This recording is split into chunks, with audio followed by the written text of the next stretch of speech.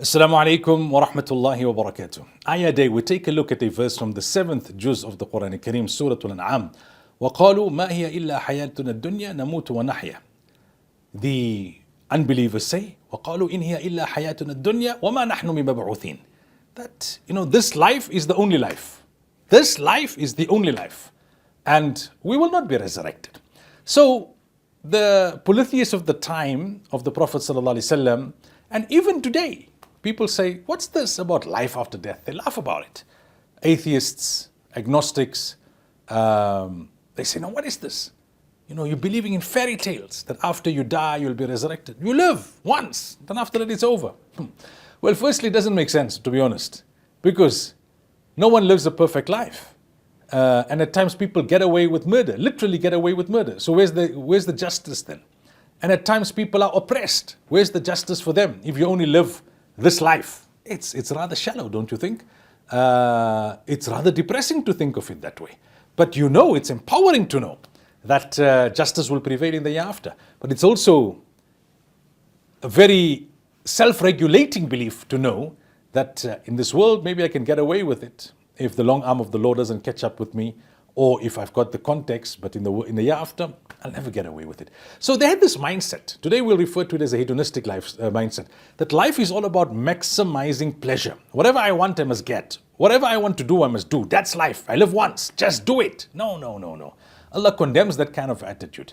وَقَالُوا مَا هِيَ إِلَّا حَيَاتُنَا الدُّنْيَا. That I'm quoting the different verses with similar wording from different parts of the Quran. This is the only life. وَمَا نَحْنُ بِمَبْعُوثِينَ. Now what we're going to be resurrected? Look, there's nothing major to try and understand that resurrection is possible, because if Allah created you the first time, Allah can create you the second time. If it wasn't impossible for Allah to create you from a droplet of sperm, why can't Allah recreate you from your bones, even if they have decomposed, or even if your entire body has been devoured by a wild animal, or incinerated by whatever? Allah has the power. And it doesn't make sense because the scales have to be balanced. That's why it's an integral part of our belief to believe in Ba'ath Ba'd al-Maut, to believe in life after death, to believe in resurrection, because it means that there's going to be accountability, and there's going to be justice, and there's going to be ultimate reward, and there's going to be ultimate punishment. For us as believers, then there's the second aspect of it, and that is, this life is valuable. We can't go to another extreme and say, well, this life means nothing. The one extreme is this life is everything, and the other extreme is this life means nothing. No, this life is very valuable because you are given only one life. You'll never be given a second chance. And why is it valuable? Because ad-dunya mazra'atul akhirah, that this life is the opportunity, the one and only opportunity that you are given to invest in the year after, to secure your salvation in the year after. So in that sense it's valuable, but it's temporary, it's fleeting, right? No one will live forever. No one will live forever. You can live for 1,000 years, or you can live for 100 years, but you still won't live forever. The average lifespan of this ummah, 65.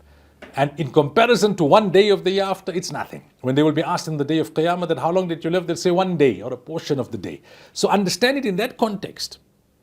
It's valuable because you're investing in your year after. But in itself, it's not the objective. It's not the objective.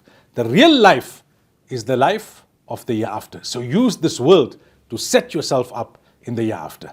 May Allah grant us the ability. Assalamu alaikum wa rahmatullahi wa barakatuh.